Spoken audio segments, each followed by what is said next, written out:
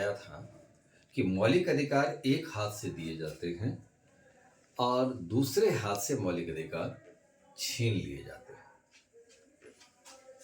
तो इसमें दो बात आती है, एक हाथ से मौलिक अधिकार आपको दिया गया और दूसरा हाथ से मौलिक अधिकार छीन लिया गया। ये छीना कब जाता है? तो पहली बात है कि मौलिक अधिकार का यह व्यवस्था है कि सामान्य काल में ही आपको ये अधिकार दी जाती है, विशेष स्थिति में मौलिक अधिकार छीना जाता है। यथासंभव उसे संसद में संशोधन भी करती है। यह जो स्टेटमेंट है यह MC छागला संविधान सभा में यह मौलिक अधिकार पर वक्तव्य देते हुए कहा था और इसी बात का समर्थन कृष्ण स्वामी अय्यर ने किया था कि प्रतिबंधों के द्वारा मौलिक अधिकार को छीना जाता है। तो आपको मैंने जैसे पिछली क्लास में चर्चा किया था कि मौलिक अधिकार आप यहाँ दिया जाता है तो क्या दिया जाता है, तो भारतीय संविधान के भाग 3 अनुच्छेद 12 से 35 ये 6 प्रकार का मौलिक अधिकार हमें दिया गया है। 6 प्रकार के अधिकार को आप ऐसे वर्णन कर लीजिए कि क्षमता का अधिकार आपको दिया गया है। इसमें इस बात को ध्यान रखना है कि 38 नंबर के क्वेश्चन आया था। इसमें ऐसा नहीं कि अधिकार के वर्णन में ही लग जाइएगा तो आधा ही क्वेश्चन होगा। ये आधा क्वेश्चन यह है कि दिया गया है, आधा क्वेश्चन के संदर्भ में MC छागला स्वामी अय्यर ने जो बताया है वो आधा क्वेश्चन है। और इस पार्ट को जो आप लिखते हैं उसमें ज्यादा अंकदायी नंबर आएगा। तो 14 से 18 फिर आप कौन कौन सा अधिकार है, स्वतंत्रता का अधिकार, तो स्वतंत्रता का अधिकार अनुच्छेद 19 से 22, फिर शोषण के विरुद्ध अधिकार,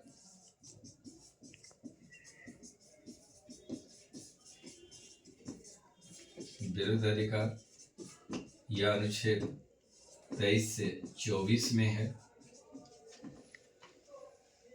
धार्मिक स्वतंत्रता का अधिकार, स्वतंत्रता का अधिकार, यह अधिकार 25 से 28 के बीच में है, 28 तक है। सांस्कृतिक एवं शिक्षा का अधिकार, शिक्षा का अधिकार जो 2 अनुच्छेदों में वर्णित है, अनुच्छेद 29 और 30 में। सांस्कृतिक एवं उपचार का अधिकार एवं संवैधानिक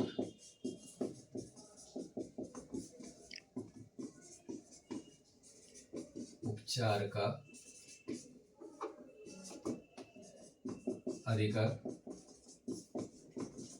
अनुच्छेद 32 से 35 तक। यह अधिकार हमें दिया गया, यह सामान्य काल में अधिकार हमें प्राप्त होता है। अब इसी मौलिक अधिकार के भीतर यह वर्णन है कि अनुच्छेद 20 और 21 को छोड़कर शेष मौलिक अधिकार आपातकाल में खत्म हो जाता है। इसमें पहले करना क्या है, समता का अधिकार के मूल भाव ही लिखना है कि समता का अधिकार तारीखों को दिया गया है ताकि समाज में समानता की स्थापना हो सके, एक समाजवाद की स्थापना इसके भीतर में लाया जा सके। तो भेदभाव यहाँ खत्म हो जाता है, तब वो इक्वल की अवस्था में आएगी। इसमें सार्वजनिक स्थान में कानून के समक्ष समता और समान संरक्षण दिया गया है। सार्वजनिक स्थान में धर्म जाति मूल वंश पर भेदभाव नहीं होती है, लेकिन महिला और बच्चों को संरक्षण दी जाती है।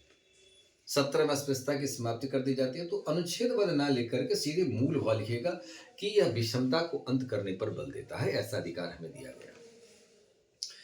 सरकार द्वारा जो ब्रिटिश सरकार जो उपाधि देती थी, उपाधि समाप्त है, लेकिन शिक्षा और रक्षा क्षेत्र उपाधि देने की परंपरा को रखी गई। यानी समानता सिद्धांत किसी प्रकार से वह बिखरे नहीं, यह अधिकार हमें है। स्वतंत्रता में भाषण, विचार, अभिव्यक्ति, संघ संगठन बनाना, भारत के किसी भाग में आना जाना की स्वतंत्रता प्रदान किया गया है। जीविकोपार्जित स्वतंत्रता भी दी गई है। फिर 21 का जिक्र करना है कि प्राण एवं दैहिक स्वतंत्रता है। निवारक निरोध अधिनियम 22, मानक 23 और 24 में शोषण विरोधी अधिकार में महिला और बच्चों की यहाँ पर संरक्षण है। मानव का क्रय विक्रय, बलात्, श्रम, बेगार, देह व्यापार कोई किसी से नहीं करवा सकता। 14 वर्ष की उम्र के बच्चों को किसी खतरनाक कार्य में नहीं लगाया जा सकता। धार्मिक स्वतंत्रता के अधिकार में 25 से 28 में धार्मिक सुव्यवस्था, नैतिकता, स्वास्थ्य के प्रति अंतःकरण की स्वतंत्रता प्रदान की गई, जो धार्मिक समुदाय से संबंधित विशेषाधिकार सभी व्यक्ति पर लागू होता है। दान में दी गई राशि पर कर नहीं लगा सकता है। साथ ही अब धर्म द्वारा पोषित व्यवस्था किया जा सकता है। राज किसी भी धर्म को अपनी ओर आकर्षित नहीं कर सकता, ना किसी धर्म की भाषा में शिक्षा दे सकता है। सांस्कृतिक शिक्षा का अधिकार 29 से 30 में किसी भी अल्पसंख्यक वर्ग, जो धर्म और भाषा जिसकी संख्या कम है, उसको अल्पसंख्यक कहा गया है। तो यहाँ पर कहा गया है कि कोई भी अल्पसंख्यक वर्ग के लोग, इसकी भाषा, लिपि, संस्कृति, बहुमत की भाषा से, अधिकांश व्यक्ति की भाषा से भेदभाव नहीं होगी उसकी। वह अपनी भाषा की महत्व को दर्शा सकता है और उसके लिए शिक्षण संस्थान की स्थापना कर सकता है। अनुच्छेद 32 में जो 5 प्रकार की रीट की मैंने चर्चा किया, 5 प्रकार की रीट की चर्चा हो जाएगी, जिसमें हाईकोर्ट और सुप्रीम कोर्ट अनुच्छेद 32 के तहत 5 प्रकार की रीट जारी करती है। संबंधी प्रत्यक्षीकरण, परमादेश, उत्प्रेषण, प्रतिषेध, अधिकार अपेक्षा, उसके क्लेम में हम लोग जिक्र कर लेंगे। अब जिक्र करने के बाद देखिए कि ये अधिकार हमें छीना जाता है। तो यह सारा अधिकार दिया गया, तो एक हाथ से मौलिक अधिकार दिया गया, एक हाथ से यह सभी अधिकार हमें मिल गई। अब दूसरी हाथ से अधिकार हमें छीना जाता है। तो इस पर अब क्या सब होगा, इसको आप थोड़ा सा आप देख लीजिए। हाथ से, एक हाथ था, अब दूसरी हाथ से अब ये छीना जा रहा है, हाथ से छीना जा रहा है। ये कैसे छीना जा रहा है? तो सबसे पहले एक्ट 352 का चर्चा आएगा। अनुच्छेद 352 में कहता है कि युद्ध, बाह्य आक्रमण, आंतरिक अशांति, अब उसका स्थान ले लिया है सशस्त्र विद्रोह। तो युद्ध, बाह्य आक्रमण, सशस्त्र विद्रोह की स्थिति में केंद्रीय मंत्रिमंडल के लिखित परामर्श पर राष्ट्रपति राष्ट्रीय आपात की घोषणा करते हैं। जब राष्ट्रीय आपात की घोषणा हो गया तो उस समय में कहता है कि एक्ट 358 और एक्ट 359, एक्ट 358 के तहत एक्ट 19 में जो स्वतंत्रता का अधिकार है, ये मुझे छीन लिया जाता है। जब किसी भी नागरिकों का एक्ट 19 को छीना जाएगा, शेष मौलिक अधिकार अभी खत्म। इसलिए पुलिस भी कभी किसी को कस्टडी में लेता है तो पहले एक्ट 19 को छीना जाता है। जब तक एक्ट 19 जिंदा है, कोई किसी को गिरफ्तार नहीं कर सकता। तो पहला अधिकार आपको छीन लिया, जिसमें भाषण, विचार, अभिव्यक्ति, संघ, संगठन बनाना, भारत के किसी भाग में आना जाना, वैश्विक स्वतंत्रता को छीन लिया गया। अब इसके बाद जीविकोपार्जित अधिकार भी उसमें छीन लिया गया।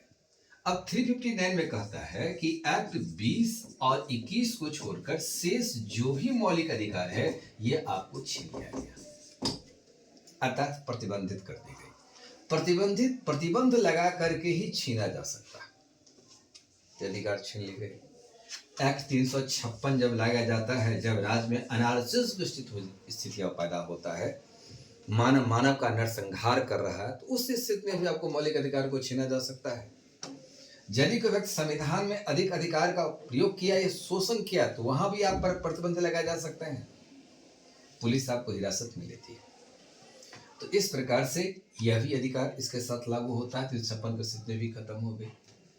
अब इन कंडीशन में यह कहा जाता है कि जब छीना गया तो आपातकाल की स्थितियों में भी, जैसे कोविड-19 के समय में ये स्वतंत्रता का अधिकार समेत शेष मौलिक अधिकार छीन लिया गया। 20 और 21 को छोड़कर शेष मौलिक अधिकार को छीन लिया गया। ये कोविड प्रोटोकॉल था जिसमें वो छीना गया। उसमें एक इंस्ट्रक्शन आया, हम सामाजिक सांस्कृतिक कार्यक्रम हम नहीं कर सकते थे। करने के बाद कुछ इजाज़त हुई थी, इजाज़तों के साथ आया था, यदि कोई दुनिया में कोई अपने खो गया तो उसका स्मशान तक हम नहीं पहुंच पा सकते थे। कारण कोविड प्रोटोकॉल का जो नियम था, जो सरकार तय किया था, उसी को हमें फॉलो करना था। तो इस प्रकार से आपातकाल में आर्टिकल 250 कहती है कि आपातकाल जब देश में लागू होता है तो उस समय सिर्फ और सिर्फ एकात्मक व्यवस्था के तहत संसद कानून बनाती है, राज्य विधानमंडल को कोई कानून बनाने का अधिकार तक भी नहीं होता है। तो यह सारा अधिकार हमें छीन लिया जाता है। तो दूसरा हाथ से अधिकार छीन लिया गया। राष्ट्र हित से, व्यक्तिगत हित से राष्ट्र हित सर्वोपरि है, इसलिए राष्ट्र हित को ध्यान में रख करके यह उपाय किया जाता है। जब दुश्मन हमला करता है, युद्ध की स्थितियां आती है, आम जनता के जीवन को बचाना हमारा धर्म होता है, इसलिए सरकार इस अधिकार को छीनने के लिए स्वतंत्र है। एक हाथ से मौलिक अधिकार दिया गया, दूसरा हाथ से मौलिक अधिकार को छीना जाता है। यह बात क्लियर है?